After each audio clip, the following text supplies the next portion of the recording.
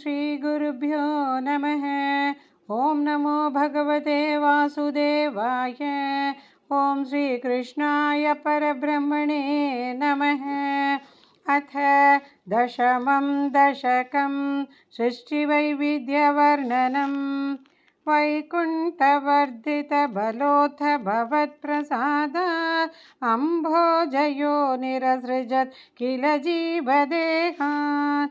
सास्नूनि भूरुगमयानि तथा तिरश्चां जातिर्मनुष्यनिवहानपि देवभेदान्।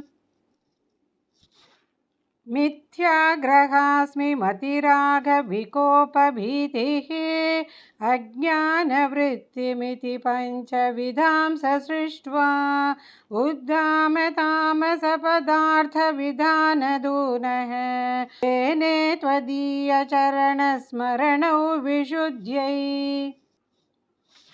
तावत् ससर्ज मनसा सनकं सनन्दं भूयः सनातनमुनिं च सनत्कुमारं ते सृष्टिकर्मणि तु तेन नियुज्यमानाः त्वत्पादभक्तिरसिका जगृहुर्नवाणीम्। तावत् प्रकोपमुदितं प्रतिरुन्धतोऽस्य भ्रूमध्यतो जनिमृडो भवदेकदेशः। नामानि मे कुरु पदानि च विरिञ्चेत्यादौ रुरोद किल तेन स रुद्रनामा। एकादशाह्वयतया च विभिन्नरूपं रुद्रं विदाय दयिता वनिताश्च दत्त्वा तावन्त्यदत्त च पदानि भवत्प्रणुन्नः प्रागप्रजा विरचयनाय च सादरन्तम्। रुद्राभिसृष्टभयदाकृतिरुद्रसङ्घ सम्पूर्यमाण भुवनत्रयभीतचेताः मामा प्रजा सृजतपश्चरमङ्गलायेत्याचष्टतं कमलभूर्भवदीरितात्मा।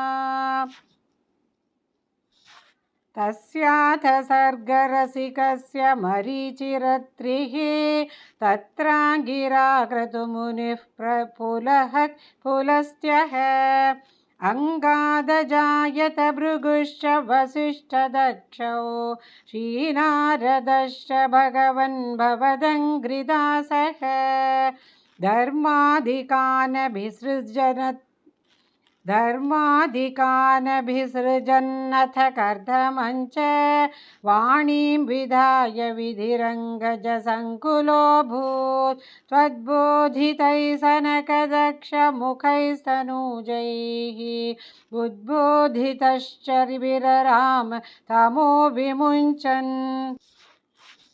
वेदान् पुराणनिवहानपि सर्वविद्याः कुर्वन्निजाननगणाच्चतुराननोऽसौ पुत्रेषु तेषु विनिधाय च सर्ववृद्धिम् अप्राप्नुवंस्तव पदाम्बुजमाश्रितोऽभूत्।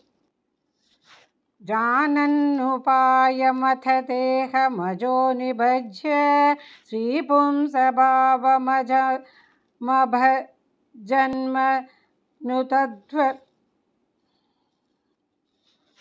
जानन्नुपायमथ देहमजो विभज्य श्रीपुंसभावमभजन्मनु ताभ्यां च मानुषकुलानि विवर्धयं स्वं गोविन्दमारुतपुरेश निरुन्धिरोगान्। नारायणाखिलगुरो भगवन्नमस्ते। नारायणाखिलगुरो भगवन्नमस्ते।